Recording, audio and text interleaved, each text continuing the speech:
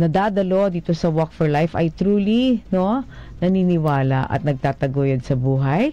So kasama na po natin, joining us on Zoom, isa sa mga suki na rin natin sa Radyo Veritas at sa Barangay Simbayanan, ang Pangulo po ng Sangguniang Laiko ng Pilipinas, si Brother Xavi Padilla. Good morning, Brother Xavi.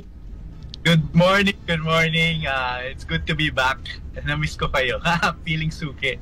Of course naman. Nasaan po ba kayo ngayon? Papunta sa office pero nag-park ako just for the interview para safe tayo. Oo naman, baka naman may mag-ano dyan, baka MMDA ka dyan. Oo nga, baka ma-busway tayo. Sige, okay. So, ito nga, malapit na naman ang ating Walk for Life. Pero meron nakalagay dyan, nakadagdag, Walk for Hope. Nadagdag yung Walk for Hope. Bakit nga ba dinagdag natin yun? Well, ma'am, it's the Jubilee Year of Hope this year. So, yung Walk for Life natin, since we are in cooperation with the Archdiocese of Manila, Office of the Promotion of the New Evangelization, part to ng Jubilee Year of Hope celebration din ng Archdiocese of Manila. So hindi lang siya project ng Laiko, but it's also a project of the Archdiocese of Manila and also the project of the Episcopal Commission on Family and Life. So first time na kaming tatlong groups ay nagsama-sama to have this Walk for Life and Walk for Hope. Yeah. Kamusta po ba ang mga intentions ng mga magjo-join po sa Walk for Life? Kasi di ba may registration po yan? I mean yung mag-register muna. Yan, pwede kayo mag-register. May link po sa Laiko page. Lahat naman libre. Libreng registration. Walang registration fee. Kailangan lang natin, syempre, for security purposes kasi we'll be gathering sa Rizal Park in front of the flower clock dun sa entrance ng Maria Orosa Street. So Rizal Park has asked us na lahat na pumasok dun dapat naka-pre-register and even going into Manila Cathedral. Pero libre po yung Walk for Life. So paano yun pag di ka Ano po yan, no? Kahit ilan po, no? The more, the better. Yes, kahit ilan po. Maganda ngayon kasi medyo hindi masyado mahaba yung walk. Galing lang Rizal Park, Maria Orosa. So may gate na yung Intramuros doon. Papasok ng Intramuros, tas nasa Manila Cathedral na tayo. So, are you saying po, Brother Xavi, na kapag hindi ka nakapag-pre-register, you cannot join, or you cannot enter yung malapit sa flower clock?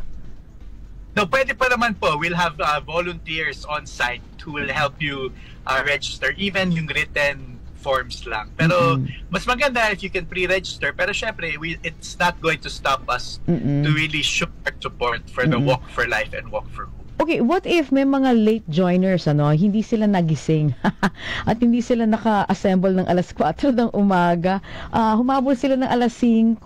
Pwede pa ba silang sumingit dun sa Pwede po. walk? Yung main program po natin is inside the Manila Cathedral. So kung hindi kayo umabot ng alas 4, tapos hindi kayo sumama sa walk, diretso na po kayo sa Manila Cathedral. Sa loob. Para sa misa, yung misa naman yun. Opo. May kunting program before the Mass and then my Mass with His Eminence, Cardinal Advincula. Brother, sa ngayon ba, ilan yung parang ina-expect natin na magpa-participate?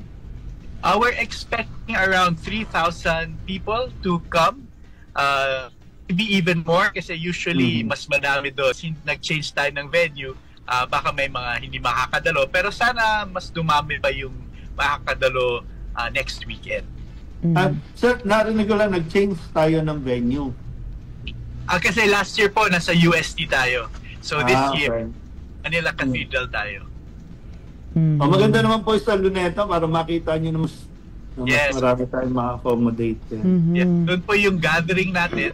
We're very thankful to the Rizal Park administration na binigay sa atin na libre yung gathering area natin.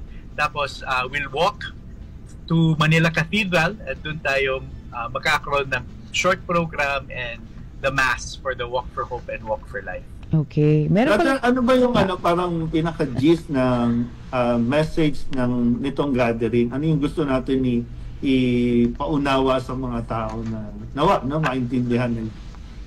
Alam mo po, medyo very important this year. Minsan may mga taon na wala masyadong controversial na nangyayari sa bansa. Pero this year, with the comprehensive sexuality education, with the divorce bill, parang mas kailangan natin magsalita at marinig yung boses natin. So this Walk for Life, Walk for Hope, will be talking about some of those issues and bakit ganun yung stand natin and why and how young people and even doctors, ano yung stand nila para makita din natin na hindi lang tayo yon pero yung buong laity ng Philippines are also speaking up about it. And sana po at least sa Walk for Life, kahit hindi Catholic, please join us. Kahit hindi Catholic, basta yung pro-life kasi lahat naman tayo pinaglalaban natin yan. Talaga yung Filipino family and our faith. So basta interesado kayo about hope and about life, being pro-life, please join us next Sunday. Yes, maganda po ecumenical din ito, kasi nga we share naman that same, 'di ba? That same value for life. And even mga kapatid nating mga Muslim, hindi po ba? Ayaw din nila, for instance, they do not like to use mga contraceptives kasi nga taliwas din yan sa kanilang pananampalataya, hindi po ba? Yes, opo. Actually, ma'am, last weekend I was just in Zamboanga. We had a regional conference. So very excited din sila magkaroon ng local Walk for Life din. So pwede pala itong nationwide na simultaneous na magaganap? May mga ibang diocese or regions that will have it simultaneous. Yung iba naman on later dates as well. Okay, may t-shirt. Nakita ko yung t-shirt. Yes. Ano nakalagay din sa t-shirt at paano pwedeng umorder ang ating mga kapanalig niyan? My t-shirt po, 350 lang. It shows the Walk for Life, Walk for Hope logo. And you can order it online. Just go to yung Lyco page or yung Walk for Life page. Tapos doon, may QR code, may link on how to order the t-shirt online. O yung mga may hilig mag-marathon, yung mga sumali sa mga ganyan. So ito na muna, walk muna and para mas marami tayong boses na talaga iparating natin yung ating pong mensahe.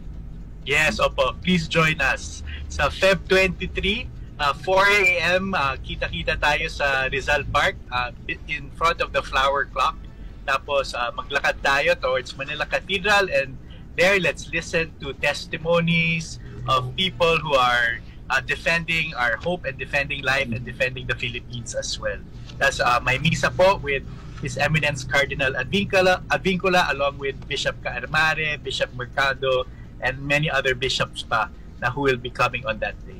Pero meron bang opportunity na makilatis din? I know this is not a political activity, pero dahil ito na, nagsimula na ang kampanya ng mga national positions like for senators, baka magandang opportunity rin na mabanggit kung sino-sino ba ang mga pro-life sa mga tatakbo. Nakilatis nyo ba sila sa inyo pong grupo sa Sangguniang Laiko ng Pilipinas? Nakikilatis nyo po ba itong mga senatorial candidates natin? Because, they're the ones who are going to, make the law.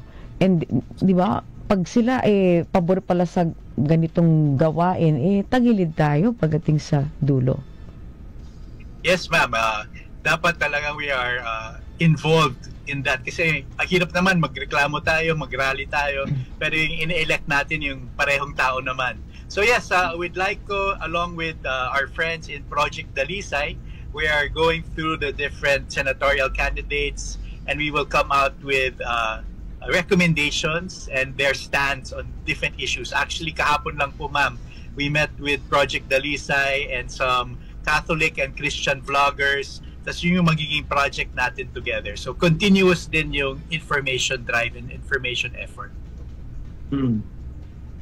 Kasi although sa atin, no, sa simbahan natin, hindi naman tayo nag-i-endorse so particular, no, pero we encourage sa piliin natin yung mga ang plataforma ay for pro-life, no. Yes po.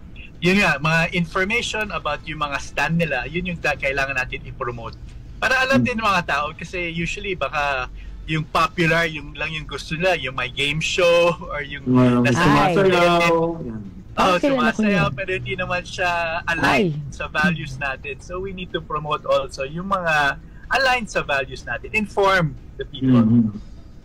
Actually, may mga ano kasi, di ba? May mga bago na gustong tumakbo o gustong manungkulan, eh maganda rin kilatisin. Pwede natin bigyan ng chance kaysa doon sa mga matatagal na ulit-ulit lang, hindi naman nagbabago ang kanilang plataforma, anti-life pa rin. Ano sila? Anti-life, pro-money. Mas nakita natin na yan ngayon. Kailangan talaga maging informed tayo. Yes. Ayun, okay. So please go ahead and invite one more time our listeners to join the Walk for Life, Walk for Hope.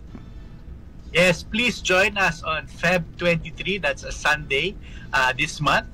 Next week na po. Pumunta kayo po sa Rizal Park in front of the Flower Clock. So yun yung entrance sa Maria Orosa Street. Doon tayo mag-gather ng 4 a.m. Tapos maglakad po tayo towards the Manila Cathedral for the Walk for Hope and Walk for Life. Doon po sa Manila Cathedral, may konting programa. That's may misa with His Eminence Cardinal Advincula and our other shepherds, our other bishops. At doon po tayo mag-celebrate not only our yearly Walk for Life, but even the Jubilee year. So, hope to see you all there. Tas doon tayo magkita-kita po sa Feb 23. And actually, the Manila Cathedral is a Jubilee Church, di ba? So, yes, so sa pagdalo natin, pwede na rin kayong dumalo or at least bumisita sa isang Jubilee Church. And kapag na-fulfill natin yung mga requirements, di po ba? Tatanggap din tayo ng plenary indulgence, di ba, Brother Sally? It's your chance to visit a Jubilee Church din next weekend. Ayun, okay? So, all the best sa inyo at sana mas marami pang makarating, makadalo at makiisa dito sa Walk for Life, Walk for Hope. Maraming salamat! God bless all po. God bless you. Thank you po. See you there. Thank you. Bye-bye po. Ito si Brother Xavi or Xavier Xavi Padilla, President ng Sangguniang Laiko ng Pilipinas.